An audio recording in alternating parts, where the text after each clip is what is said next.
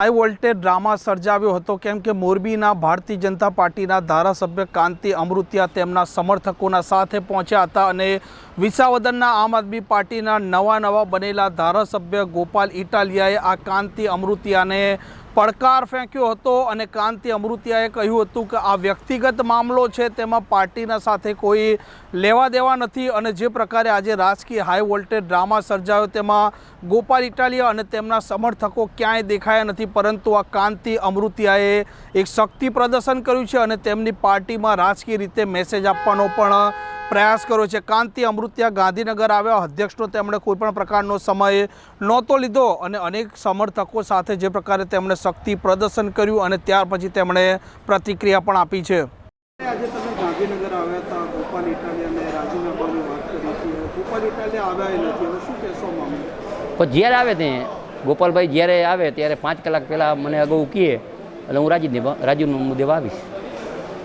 તો ગોપાલ ઇટાલિયા કેમ નથી, હવે શું લાગે? એ હવે એની પાર્ટીનો વિષય છે।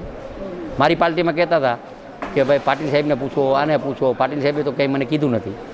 ખોટા પાટીલ સાહેબને બદનામ કરે, નેતાને બદનામ કરે, સંતોને બદનામ કરે, એ તો વાજબી નથી ને। તો જ્યારે રાજીનામાની વાત કરી તો તમારે હાઈકમાન્ડે આ મામલે તમારું કંઈ ધ્યાન દોર્યું હોય કે તમે હાઈકમાન્ડને પૂછ્યું હોય? ના, આ તો મારો પર્સનલ ગોપાલભાઈને જવાબ દેવાનો ઈચ્છા હતી કે જ્યારે કોઈ પણ આગેવાનને જોડું મારી, પ્રદીપસિંહ ગૃહમંત્રી ત્યારે એને જોડું મારી અને એ નામ મોટું કરવાની વાત કરે, પછી 2 વર્ષ થયા, છેલ્લે બધાને બદનામ કરે, હીરાબાને બદનામ કરે, નરેન્દ્રભાઈને, અમિતભાઈને, પાટીલ સાહેબને, મુખ્યમંત્રીને, હર્ષભાઈને, અને પાટીદારના નામે એ ખોટી વાત કરતા હોય તો ખોટી હું પાટીદાર હું અને સમગ્ર પાટીદાર ભેગા પણ ગુજરાતને બદનામ કરવા કરતાં એને પાકિસ્તાનને બદનામ કરાય, એના બદલે ગુજરાતને બદનામ કરે। તો જે પ્રકારે સમર્થકો સાથે તમે બહોળી સંખ્યામાં અહીંયા આવ્યા હતા, તો મામલે અધ્યક્ષનો કોઈ સમય લીધો તો રાજીનામાને લઈને આપણે? એ આવ્યા જ નહીં, આવ્યો તો 2 કલાકમાં અમે રોકાવાના હતા, 2-3 કલાક એ આવ્યો જ નહીં। પછી એમાં હવે ગોપાલ રાજીનામું નહીં આપે તો આખો મામલો પતી ગયો ને ટૂંકમાં? તમે એમએલએ ચાલુ રહેવાના? હું તો વિકાસના કામ ચાલુ કરી દઈને કામ કરી દઈ, ગોપાલભાઈ જઈ આવે તો હું આવીશ।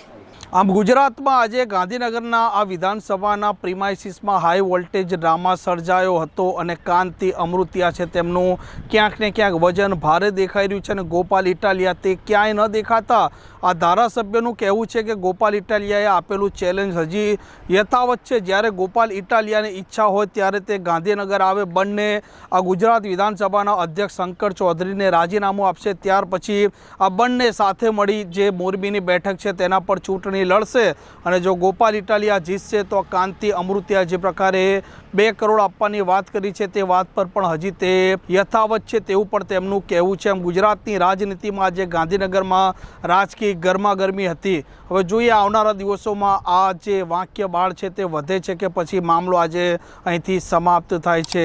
કેમેરામેન જિગ્નેશભાઈ સાથે તોફિક ગાંચી, નવજીવન ન્યૂઝ, ગાંધીનગર। વૈષ્ણવજન તો તેને કહીએ જે પીડ પરા